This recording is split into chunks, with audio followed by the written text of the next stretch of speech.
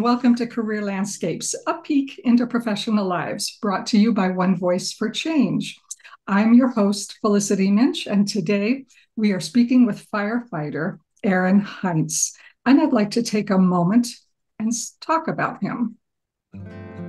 Aaron was born and raised in Westminster, Colorado, as the oldest of 5 boys. From a young age, he was always fascinated with fire trucks and firefighters, and could often be found hanging out at his dad's firehouse. In 2006, he started working at the Heinz Fire Department, where he spent time as a volunteer, a firefighter, EMT, and eventually ran the volunteer program as a volunteer lieutenant until 2019. In 2013, Aaron started working at the City of Lafayette Fire Department, where he is currently the engineer at Station 1 on C shift. Aaron is a proud second-generation firefighter, but he's most proud of his family, including his wife, Brianna, and 3 kids, Stratton, McKinley, and Juniper. Welcome, Aaron. Thank you for being with me today. Of course, thanks for having me. Oh, as I was reading this, I was thinking how much water, of course, is poured onto a fire, but that also led me to think how much love is poured onto a child to allow their light to shine and to allow them to grow into their potential. And it sounds like your father did that for you. Oh yeah, yep. You know, I think with a lot of people, you always say that your dad or your mom is your hero, but like Yeah. that's the case for me. Yeah. And being Oh, able to start this job and watch my dad do it, and I got to work with him for a few years, so that was pretty special. But oh, that's great. Where did he work? he Was he worked in? at Federal Heights. Oh, yeah. Yeah. So everyone is curious, what is a typical day like for you? What does a day look now? It's probably not typical. Yeah, right. That's one thing people always say about working at the fire station. There's not necessarily a typical day. There's definitely typical things that we do, but you know can't always plan it. So our shifts are we call it the 48-96. So we come to work for 48 hours. So let's say I came to work on a Monday morning at 7 a.m. and then I'll get off on Wednesday morning at 7 a.m. So we're here for 48 hours and then we'll have 96 or 4 days off. So when we come in the morning, we meet with the shift that's going off, kind of get a handoff of what happened the shift before, if anything happened, if we need to change anything or fix anything. And then the first thing we're going to do is check the trucks. So we go through all our equipment, our personal equipment, and then all the equipment on the truck. And then once the truck check's done, we usually have a meeting as a shift, kind of get a rundown of what we're trying to do that shift. We call them tours, so you might hear me call it the tour. The tour is the 48 hours that we work. Mhm. Uh, and then typically in the mornings, most shifts like to get a workout in the morning, kind of first thing in the morning. And then on the first day, we'll usually try and go get our food for the tour. So we go to the grocery store, we buy all our own food or whatever. And then, we usually all pitch in. And it used to be we rotated who cooked. But we found out that there were some people that can't cook. So usually we just have people that like to cook now, and all kind of pitch in. Um, and then we'll schedule training throughout the day, and various other stuff. So, obviously all that's a plan. And then when calls happen, it pushes the plan off, right? But without calls, we'll usually try and train at least once, if not twice every day.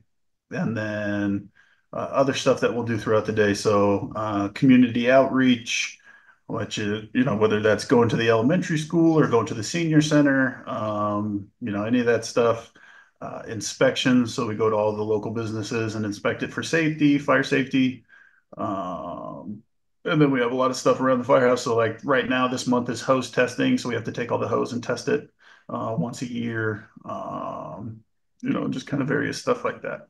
Right, right. Oh, it sounds fascinating. Really does. How many are there on a 48-hour shift? How Yeah. many? Yeah. So Lafayette has 2 stations. So our station one has a minimum of 5 people. So Mm, we do the ambulance. We run the ambulance service in the city of Lafayette as well, which is pretty common for Metro Denver. So there's 2 people on the ambulance, and then there's a minimum of 3 on the engine. So we have an engine, and we call it the truck. The engine has more hose, more water, and then the truck's the one with the big ladder on top. So that's down at station two. mhm, And then sometimes, depending on staffing, we might have 4 people on the engine. And then down at station two, we have 2 people on the ambulance. We call them medic units. So 2 people on the medic, 3 people on the truck, and then we also have a battalion chief. So they kind of drive an SUV, and then on the bigger calls, they're the right. command. They're in charge, kind of bossing people around. Uh, and can you tell the students what kind of education do you need to become a firefighter? Sure. What do you do? Sure. So minimum education to get started, honestly, at this point is almost zero other than a high school diploma. Um, when I started, it was a little bit more, not necessarily competitive, right? Like that was, 2008, 2009, kind of when the recession was happening. So the hiring wasn't as common. Um, right now, there's almost a bit of a recruitment issue in the fire service. So there's a lot less applicants. So the hiring pool or, the qualifications have lessened a lot. Right. So the fire academy that I was just at, a few months ago, I mean, there was 3 students in there that were 19 years old, right? So fire department will hire you with a high school diploma, and then they'll put you through a fire academy, an EMT school, possibly paramedic school. That's not the most traditional route, but that's kind of the minimum standard route. Otherwise, like currently, my little brother wants to get into the fire service. So I told him, well, the first thing you need to do is go to EMT school. So he just got done with EMT school. So that's about 3 months. There's various EMT schools. You can go to the community college, or some of the hospitals run EMT schools. And then this fall, he'll go to a fire academy. So the fire academies are typically at the community colleges, Red Rocks, Ames. So then you do a fire academy, and then you'll have we call it our firefighter one. That's your minimum firefighter cert, and then EMT. And that opens you up to a little bit more job possibilities. Not everybody hires candidates with zero experience, and sometimes they want you to have those minimum qualifications. Um, so that's kind of the bare minimum. And then as your career progresses, higher education, so associates, bachelors, masters, becomes a little bit more important. So, there's a million different routes into the fire service, right? If you graduate high school and you want to go to college and get that degree and then start the fire service, that's perfect, right? If you want to graduate and immediately start trying to get a job, you can do that too. And work on your degree throughout your career, right? Like almost all fire departments have some kind of tuition reimbursement once you get started, right? So we have multiple people that do that. That's another thing that they'll do on shift, right? When we have some downtime, you see a lot of people doing schoolwork, that kind of thing. But yeah, as far as the minimum education, it's not a lot. It's best case scenario. Otherwise, I would say the minimum education is kind of that EMT, and then possibly go into a fire academy and then fire 3 or 4 months. Okay, great. And what college degree is best if you're thinking about being a firefighter? Um, I don't know that there's necessarily one that's best, right? So like, there's you can get an associate's in fire science, right? If you go to paramedic school, it's pretty easy to get an associate's in paramedicine. Bachelor's, there's emergency management, and like kind of those very, emergency responder driven degrees, leadership, Mhm. as you work your way up to the top of the ladder in the fire department, like, business and city business and that kind of thing, city leadership. But I don't necessarily know that those are best. I don't know that we necessarily seek out candidates with specific degrees as much as it is just, the degree itself, because we like to have a lot of diversity. So, we don't necessarily want 30 people that have a fire science degree. If you want, if you got a degree in something that you're super interested in, that's not necessarily related to the fire service, Mhm. just that perspective, and that kind of thing can be helpful. So, Mm. There are those specific ones, like talk about fire science, paramedicine, that kind of thing, emergency management, or even, we have a couple guys that have gotten like chemistry degrees for hazmat stuff. There's a lot of different routes. So those ones are specific, but I don't know that they're necessarily the better than another one. Great. Thank you. I have a student right now going to Metro, Mhm. and he's doing computer programming, Oh but yeah. he's really interested in going into the fire department. And Oh yeah, absolutely. Yeah, no, we need a guy with a computer programming degree. Yeah. oh, good. Oh, Yeah, good. yeah, yeah, yeah. I'll let him know. We're probably the IT department's worst nightmare. We always call them with just the simplest questions. The look on their face. I mean, like, do you guys don't know how to use a computer? Yeah. Uh, so, what are some of the biggest challenges being a firefighter? What are the challenges? Um, Yeah, I think it kind of changes as your career progresses, or kind of just might depend on where you're at in life, right? If you get into this super early, some of the challenges that somebody who gets into it later might not face, right? Like if you come into this job and you already have a family and a wife and they're not used to you working a 48-96 schedule, like that can be super difficult on families, right? When you start going away for 2, 3 days at a time, that can be, super stressful on a family. For me, I got into it super young. So my wife, my kids, they've always known that, right? So that hasn't been so much of a challenge. I mean, it's still challenging, right? You're going to miss some birthdays and some holidays you spend at the firehouse. But all the families come up on the firehouse and sometimes it's kind of fun. Um, but I'd say some of the other challenges, ones that definitely everybody faces, um, outside of the job itself, right? Like the job can be at times stressful, and it's always going to be super strenuous. It's not out of 48 hours, it's not going to be strenuous for 48 hours, right? But some of the calls that we can go on will definitely, kind of work you to your max. Um, but things that are definitely coming to the forefront in the fire service as far as challenges for us, some of our exposures to things. So, like when there's a fire, one of the most dangerous things for us after the fire is out is all of the gases and all of the toxins that are in the smoke that's still off gas for days after the fire, right? So we put a fire out and then we have to go in and we call it overhauling, right? So we're gonna have to tear down some of the ceiling and the walls, check for fire that's extended. And 20 years ago, once that happened, everybody took their mask off. Well, today we keep our mask, breathe our air the entire time because we know that it's super toxic gases that can lead to a lot of different kind of cancers. So that's definitely something that we try to prevent. Um, Probably the biggest thing that is definitely coming to the forefront right now is sleep deprivation. Um, so working that shift work, right? When I come to work for 48 hours, we still sleep at the firehouse. We all have a bed. We all have a bedroom at the firehouse. Um, but as they're finding out, even when you're at the firehouse and you're asleep, you're not really sleeping that well because your body's still kind of in that responder mode. It's just waiting for the call. Mhm. So that's definitely something that like firefighters have to make sure that they take care of themselves when they're off of work, and work through that kind of thing, health wise. And our department's great and it's pretty standard, around the metro area. We have very in-depth physicals every couple of years, right? So they'll look out for that kind of stuff and try and catch it early. Yeah. Um, so that's good. And then outside of that, kind of like I hit on earlier, I don't, like I said, I started early, so it's still challenging sometimes. But just getting used to that shift work for your family, for your friends, they don't necessarily understand, when you're working a 9 to 5 Monday through Friday, why you're working the Saturday, Sunday shift, or, why you're at work on Christmas Eve or Christmas, you know what I mean? So some of those things can be challenging, but you get used to them. And it's just a matter of, taking care of yourself and um, watching out for that stuff.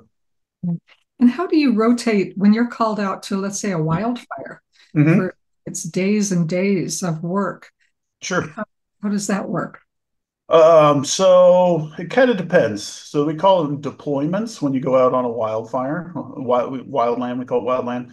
Um, and there's a couple different deployments, right? So like just take a couple weeks ago. So there was the one in Loveland, and then there was the one in Lyons. Lyons is in Boulder County. So since Lafayette's in Boulder County, When it immediately starts in that first 24 hours, we'll immediately send some help. And that help won't necessarily be there for days and days. It's kind of like a 12 to 24-hour commitment that will send help immediately. When it comes to the longer deployments, which can last up to 14 or 16 days, we have a wildland team. So and anybody can join it. It's just whoever's interested, right? Like we have a lot of specialty teams, hazmat, tech rescue, and one of them's wildland, right? So you do extra training for wildland and you kind of commit yourself. You know that you could potentially deploy for up to a couple weeks at a time. So after that initial period, or if it's not, super close, maybe it's in Wyoming or, somewhere in the region, we'll potentially send a team for that 2 weeks of people that are on the wildland team that want to go for that 2 weeks. And then we'll backfill them with people that aren't on the wildland team. So you don't necessarily get, you know, caught's not necessarily the right word. You're not going to have to go out for 2 weeks if you don't want to. You might go on that initial 1 or 2 day one. But as far as the actual long deployment, that's for people that are on the wildland team. Okay. Oh, good to know. Good to know. And how do you stay focused in high pressure situations? Are you trained to focus and So that is definitely part of a little bit of the training, right, that you'll do in fire academy, and then you'll even talk about it in EMT school or paramedic school. Mhm. It's not a big part. It's probably something that we could learn to train on a little bit better, or that kind of thing. But I think one of the biggest things that'll happen is that you start to work with people that have experience that can help you through those situations, right? When everybody's new, nobody's the superstar, right? Like you Yeah. have all the new training and you're super excited to use it, but when you're seeing a call that somebody's maybe seen 25 times and it's your first time seeing it, right? That person with that experience is obviously going to handle it a little bit better. So we have a good mix. We try to have a good mix on each shift. Guys with more experience, medium experience, and maybe less experience. And that's one of the biggest things. If you've done it for a while and you have more experience, that is one of the biggest things. I guess hard is your job is to help train people with less experience, right? Mm. Um, but it is definitely something that you have to think about and practice, right? Like when it gets a little chaotic, whether that's and everybody has different stuff that they can do, right? Like a little quick self meditation, whether that's breathing techniques, just taking a second, take a big deep breath, close your eyes, and kind of refocus on the situation at hand. There's tons of techniques out there, and everybody can practice different ones that kind of work different for everybody else, but it's definitely a skill for sure. Yeah. Yeah, it does take training. I know as musicians, one of the guitarists I worked with and trained with, studied under, he actually worked on slowing down time in his mind. He would really focus in a way that he slowed down time. And uh, he was able to play the passages faster. And because he said he could really time is controlled in your mind. So he was able to do that. So there is a lot of mind work, even on Oh stage. yeah, no, absolutely. And one of the big things for us, especially is, I kind of hit on it earlier, is breathing techniques, right? Like physiologically speaking, like when we're trying to focus, what we need to do is bring our heart rate down, right? Mm, So we have some different breathing techniques that really all we're trying to do is lower our heart rate, because once your heart rate gets over a certain threshold, you mm, can't focus. You're losing those motor functions and some of those faculties. right, So unless you bring that heart rate down, it's not going to happen. right. And you're going in with oxygen tanks. Are you? Yep, yep. So for like a structural fire, right, we have we call it our bunker gear, our PPE. So those are the black and yellow pants that everybody recognizes. So we have our bunker pants, our bunker jackets, and then we'll have a Nomex hood and our helmet, and then gloves, and then our SCBA, which is the oxygen tank. Kind of looks like a scuba tank that a scuba diver would wear, and that's attached to a mask. So all of that together can weigh between 60 and 80 pounds. It's amazing. And do you train? You said you trained twice a day or something to stay physically fit. Yeah. So, right. So I'm sitting up in our bay right now. Like I'm looking out the window and we have a big gym in our bay. Right. So we work out to stay physically fit, but then the training is usually a little bit more job specific. Um, so, obviously, like I said, we run the ambulance side of things. We have medic units as well. So we have to stay trained on our EMS skills and then obviously our fire skills for the fire truck. And inside of that, there's so many different things that we can train on, right? Like when somebody has a problem, they call 911 and it Yeah. could be anything, right? Yeah. We kind of joke that we're the jack of all trades, but the master of none, right? And sometimes it feels that way, right? Which I don't know if that's good or bad, but we'll show up when you call 911. We'll show up. It doesn't matter what the problem is. We might Yeah. not have the solutions. One out of the five people might, right? Like that's the nice thing about working on a team is some people are good at some things and some people are good at others, right? So usually we can try and get some kind of solution figured out. Mm. But yeah, the training, we'll work on our, we call them our fire skills. So we'll practice stretching hose, moving hose. In our bay, we have a door, our door prop. So we practice forcing doors open, using the saws. And then also on the fire truck, I mean, we have the extrication equipment. So that would be for like car accidents. People usually know like the jaws of life, that kind of thing. Tech rescue, which could be bench or confined space or ropes, like high angle or somebody stuck on a roof or something like that. Like there are so many What different disciplines. What's that? what does high angle mean? Like up, like so in the hills, it's kind of like up on a mountain. Like if somebody's stuck on the side of the mountain, right? Like up in like El Dorado or, kind of up in the hills. Obviously, we don't run into that in Lafayette, right? We don't have too many high Right. angles as far as hills go in Lafayette. Right. But everybody has tall buildings, right? So, there's all sorts of construction going on right now. So if a construction worker, had a medical event or got hurt on a roof and they couldn't walk down, right? Like, we would use various ropes and equipment to get them off the roof and lower them down. Wow. Um, and then for the EMS stuff, I mean, again, so many different kind of calls that we can go on. We have a big book of protocols that we need to know all the protocols and then the skills. So, that's definitely one thing about firefighting. Uh, it's a never-ending process of learning. Yeah. And how has the career changed over time? Is it getting more advanced because of new types of equipment or new types of materials or AI, or how is it Sure. progressing? I don't think we've seen a ton with the AI yet, and I'm sure it's coming, right? As far as equipments, I don't know AI wise what's out there yet, but I know that they're already starting to use it as like modeling and forecasting, especially for like wildland fires and wildland season, Mhm. and Right. even within EMS calls, right? There's Mhm. such a big data set that can be explored. I'm Right. sure all the AI stuff's coming soon. But as it stands today, there's not a ton of AI stuff that I'm going to use today. But as far as like when I started versus now, I'd say one of the biggest differences is just the amount of calls that will go on. Um, Wow. and different calls, right? Like, and like I said, when people have a problem and they don't know what to do, the first thing that they do is call 911, right? So I mean, that could be anything from the stuff that everybody knows about. My house is on fire, somebody's having a heart attack, but you know, water leaks, car accidents. We went on one a few weeks ago. There was like a falcon or a hawk that was tied up and stuck in a tree, right? So obviously we go there, and we call animal control because they're the animal people. We don't know what to do with the hawk stuck in the tree, but we have the ladders, right? So you kind of work together with different departments.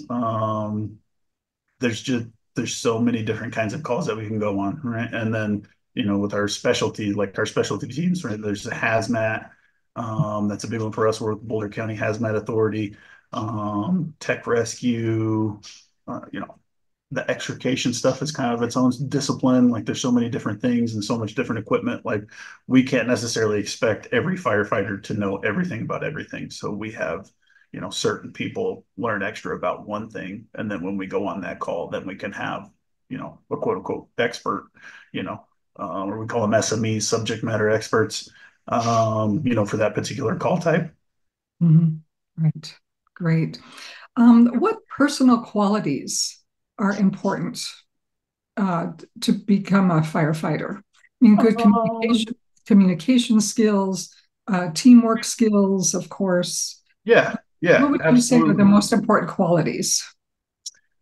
I think that's one of the great things about the firehouse is that there can be so many different type of people that work on a shift. Right now, there's definitely, some baseline qualities that I think work for everybody. Mhm. Right. Like if you have a servant mentality, right? Like if you're walking down the hallway at your school and you see somebody drop something and your inclination is to help them pick it up, right? Or, Yeah, you're in the grocery store parking lot and somebody's, taking their cart back and you're like, hey, let me take that back for you, right? Like that servant mentality, like that will take you very far in this career, right? Because that's ultimately like what we are. We're a customer servant, right? yeah, Um, so across the board, that will work, right? Um, hard, work ethic, right? Like if you like to work hard, right, mhm, for a common goal, because ultimately that's what we're going to end up doing, right? And whether that's on calls, like there could be super strenuous calls or around the firehouse, right? Like when we all come together and we work on something, and sometimes it's not that easy, but afterwards, like it's super satisfying that you just did that with the team, right? Teamwork that you hit on is a big one. Like I would say one that always translates well. Like if you're big into team sports, come work at the firehouse because that's what this is, right? But you don't necessarily need that background, right? Like that's just something that translates well, right? We'd like to call ourselves a paramilitary organization. I don't know that we're super paramilitary, but as far as structure goes, that structure kind of exists. So we get a lot of transition from people that were in the military come over to the fire service and they're like, oh, this is great. This reminds me of the military. Obviously, we're not, there's no boot camp, right? Fire academy, right, is your training, but it's not super paramilitary. But even outside of that, like there's so many different backgrounds, and that's what's great, right? The diversity, mhm. and people with different mindsets and different ways that they look at things, right? But if you come in and you want to help people and you want to serve people, and you don't mind working hard, we can teach you the rest, right? Yeah, yeah, Well, great, great. How many women apply? I mean, either here in Lafayette or generally, are women getting more interested in firefighting yeah, or I would not? say more interested from when I started, Mhm. right? I don't want to misquote like national numbers. So like just here at Lafayette, right? So we have 33, I believe, full-time firefighters, and we have four females. Oh, Right. good, good. So there's two on my shift that I work with every day. So yeah, I would say the interest is again, I don't know if it's growing or if it's always been there. I would say it's probably growing, right? And there's all sorts of stuff. Different camps that they run throughout the year, especially for younger and teenage females that want to look at the fire service or get into it. Even throughout the state, there's different camps. I know Boulder County does one for women that are interested in the fire service. There's a big one in Arvada. So like for any younger females, or you don't even have to be younger, right? Any females that are interested in the fire service, like there's definitely a lot of avenues to go check it out. And female or not, like the best thing if you're interested in the fire service, call the firehouse and come do a ride along. Oh, that's a great idea. Yeah, that's great. Great. Well, I could probably keep you forever, but Oh no, you're fine. what do you love about your job? What do firefighters just love, and what do you love about your job? Well, I always joke. So we do a lot of school tours. We do a lot at the schools as far as fire safety, and then probably close to once a day, there's a little kid that knocks on the door and wants to look at the fire trucks. And I love that. I love showing kids the fire truck because I was that kid. I always joke with them, they're standing there with their parents, they're 4 or 5 and they're like, I want to be a firefighter. And I always tell them, what I wanted to do when I was 4, I wanted to drive the fire truck. And that's what I do now. Right. So like for me, this was my, lifelong dream, right? Like this is, people say they're doing their dream job. I am doing my dream job. Right. Yeah, yeah, And the job satisfaction is just through the roof. But for somebody maybe like that didn't grow up wanting to be a firefighter and things that I think might surprise them once they start doing it, right? Like because there's all the stuff that you see on TV or like the preconceived notions of yeah, what you think firefighting is, right? We don't go to 3 fires a day, right?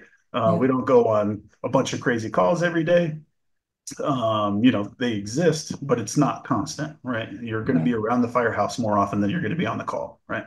Um, so I would say easily the best thing about my job is the people that I work with, Yeah. right? Like all of my best friends are firefighters, right? When I get off of work, if I hang out with somebody, it's probably going to be a firefighter, right?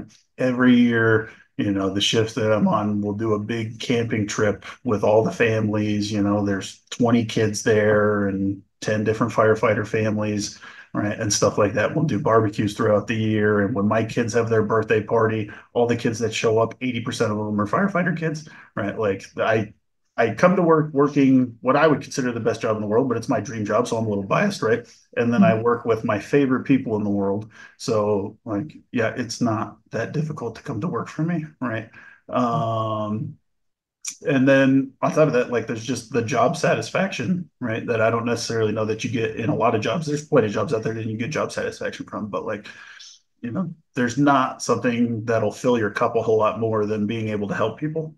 And it's not always big things, right? It's not the person that had the heart attack and you saved their life. It's just little things, right? You might have helped them off the floor, or fixed a little problem. When they call because a water pipe broke in their house and they don't know what to do, and they're seeing their house flood, like that's a pretty big deal to them. To you, it might seem like not as big of a deal. And you just go in there and you turn the water off and you're like, okay, fix your water. And that's a pretty big deal to them. And they're super thankful.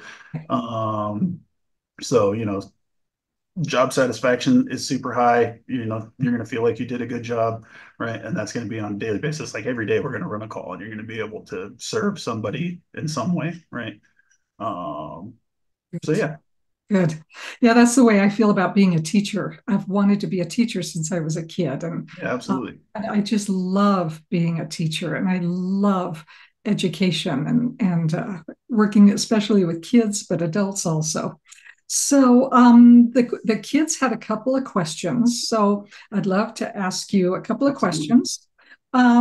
Okay, I'll start with the 9-year old. The 9-year old asks, "How often do you rescue animals?" All right. Or do you rescue animals Um, like from house fires or Sure. No, yeah, yeah, yeah. So, there's been a handful of fires in my career where we pulled dogs and cats. I went on a fire once that was at an exotic pet store animal or exotic animal pet store.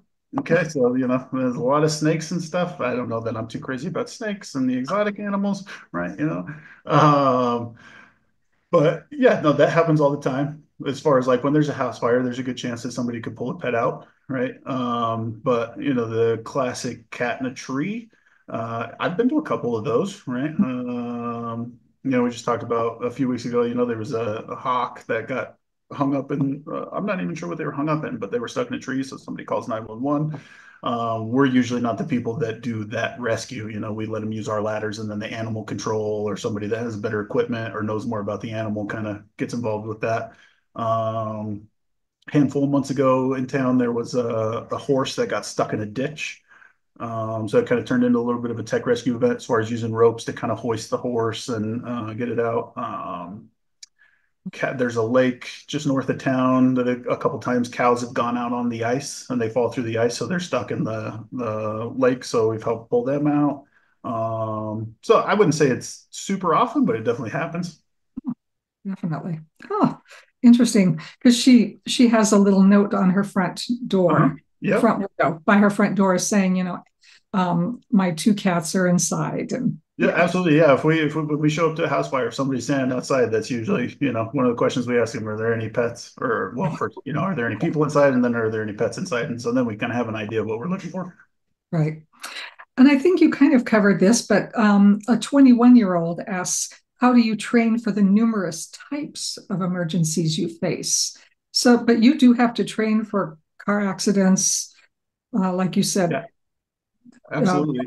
buildings, fires, Yeah. rescuing animals.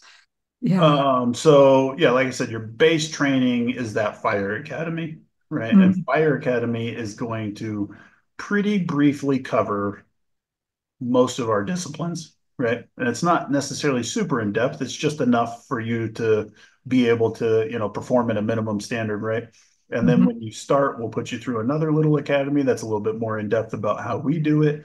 mhm, But then once your career starts to take off, like I said, firefighting is a never-ending pursuit of knowledge, right? Like if you don't like to learn, being a firefighter might not be for you, right? mhm, Because there are just so many different things. And like I said, we don't necessarily expect every person to learn everything about everything because then we would end up, the jack of all trades and master of none. We like to try and have a couple of SMEs in each subject, right? And, like for tech rescue, not necessarily everybody is super interested in ropes or confined space, but they might be super interested in hazmat. So they're on the hazmat team or the wildland team. So there's definitely a lot of, you can kind of there's a lot of different options and avenues for you to pursue as far as specialties go.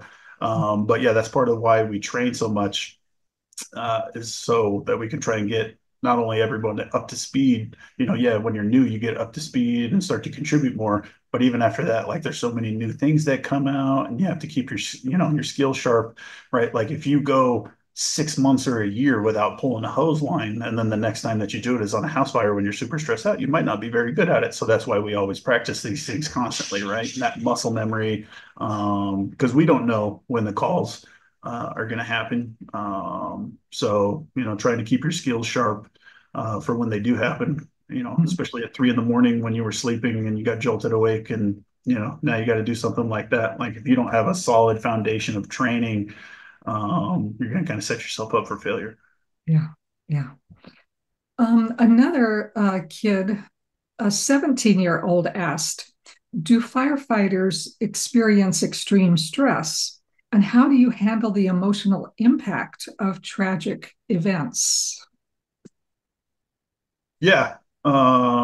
So we're definitely on the, it says first responder, like on the front line of those tragic events, right? Like we're going to be the first people to show up.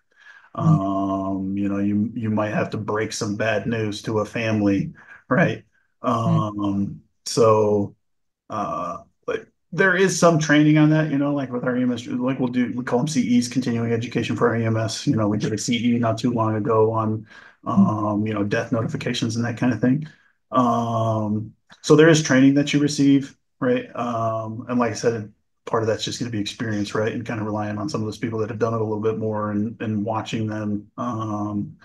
But yeah, no, the stress can definitely happen, right? Because then there's not only just you know, let's just say you're sleeping at 3 in the morning and then the lights come on and the alarm comes on and immediately your heart rate goes up, right? By the time you're in the truck, your heart rate's already up, and then you're driving there and you get there and you do the call, and that was, hard, not only hard work, right? But it was a stressful environment, right? And then afterwards, um, kind of winding down. So that's definitely something that's on the forefront of the fire service right now is mental health, right? And Mhm. taking care of yourself with mental health. And there's a lot of good organizations nationally and then in the Denver metro area whose, goal and mission is to help first responders with mental health.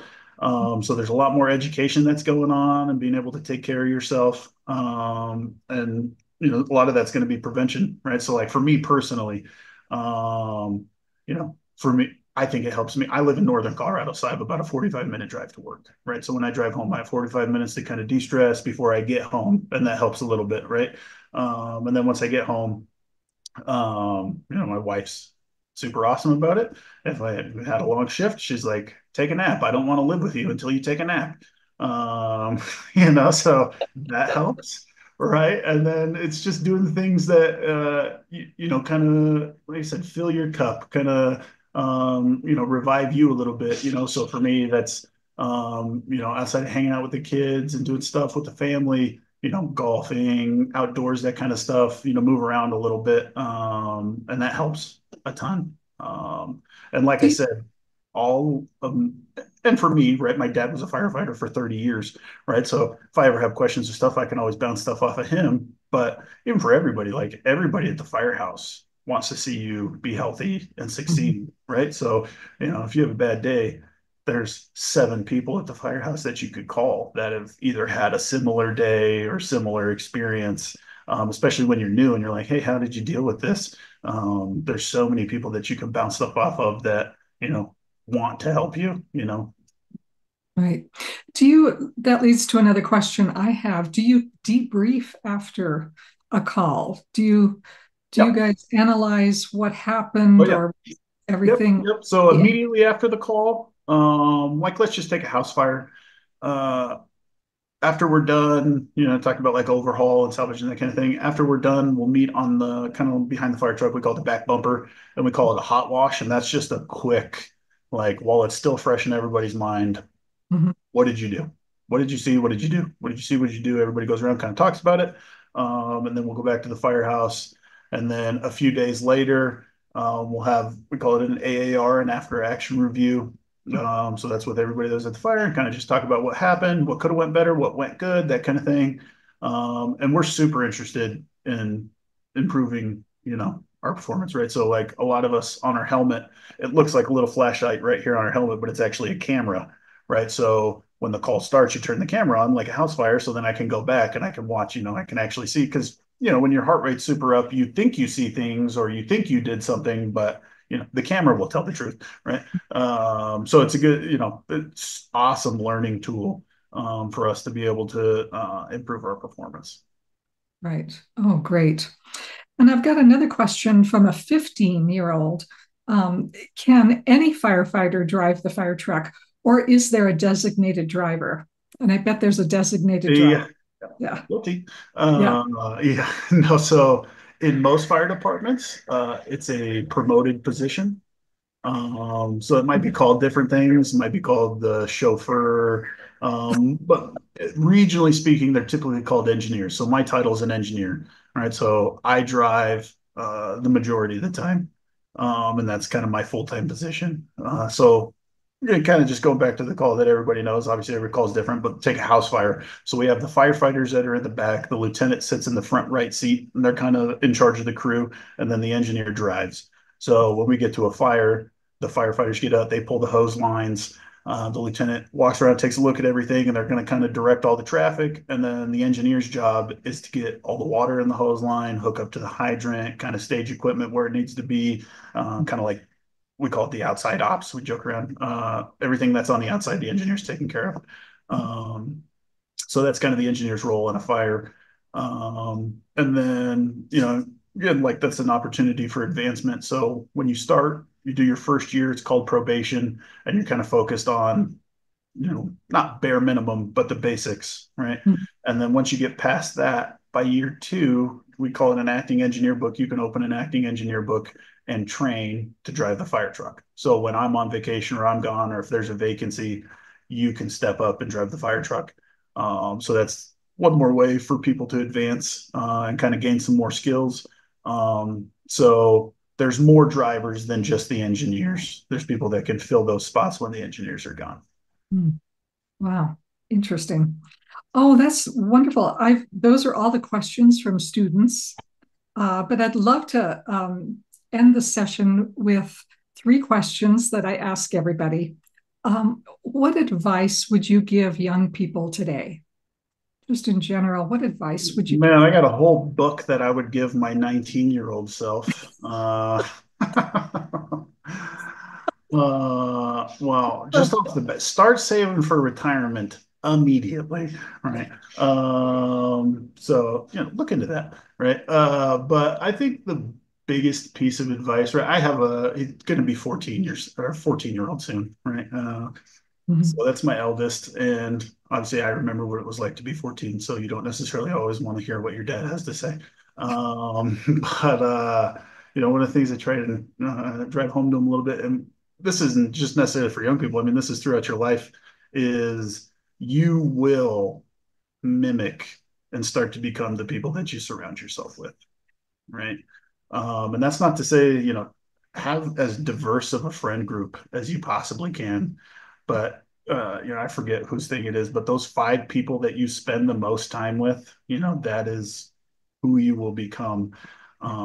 So, hang out with people and surround yourself with people with different viewpoints and people that challenge you.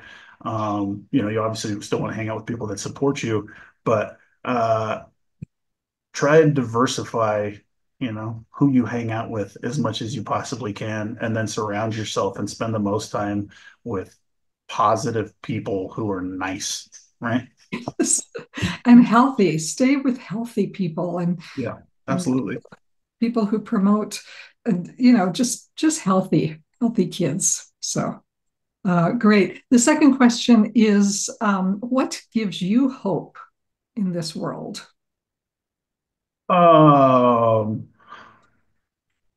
Kind of going back to what I was talking about earlier is like I work in an industry that I think has some of the best people in the world in it, right? Like I get to come to work with people and watch them constantly, like even when I'm watching them when they don't think I'm watching them and I'm just kind of watching them from the side around the corner.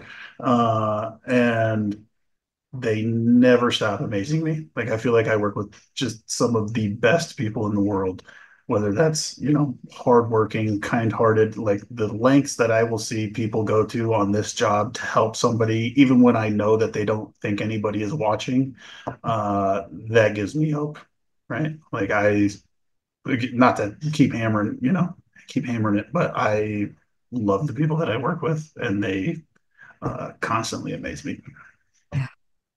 And we need more kindness in this world and more kind-hearted servants in this world. Yeah, So absolutely. yeah. And the third question is, who inspires you? Um, well, professionally, well, it was through life, but professionally, especially from the start, was definitely always my dad, Yeah. right? Like, when you're a kid, you just want to be your dad. And then I got older and I still don't, I just want to be my dad, right? When I was 5 years old, outside of being a firefighter, the next biggest thing I always wanted was a mustache because my dad had a mustache. And it took me like 27 years to be able to grow one. And now I have a mustache, right? Yeah. Uh, um, Congratulations.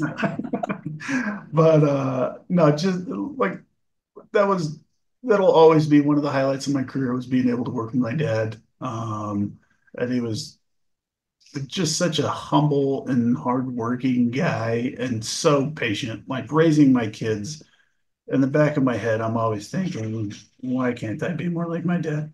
Right. Sure, And you're a lot like your dad. I'm sure. yeah.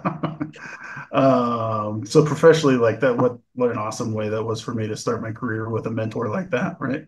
And then at home, like my kids, like I feel like kids can always be the biggest inspiration, right? Like they're not jaded at all, their mind hasn't been biased at all. They're just little truth machines that ask the most honest and possibly naive questions, and it just makes you think, what am I doing? Right. So, like just being able to hopefully fulfill what their thoughts of their dad is inspirational enough for me, right? Yeah. Yeah. Oh, that's wonderful.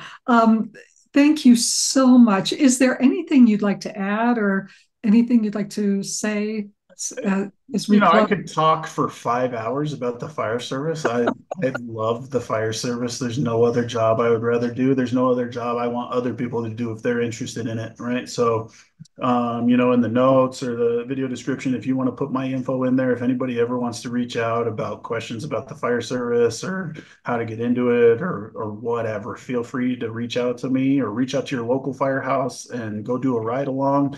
Like I said, by and large, the majority of the people in the fire service are going to be more than willing to help you. So, reach out, look into it, and go work the best job that I think there is in the world. Oh, thank you. And thank you for your service. I so admire what you do, what all of you do.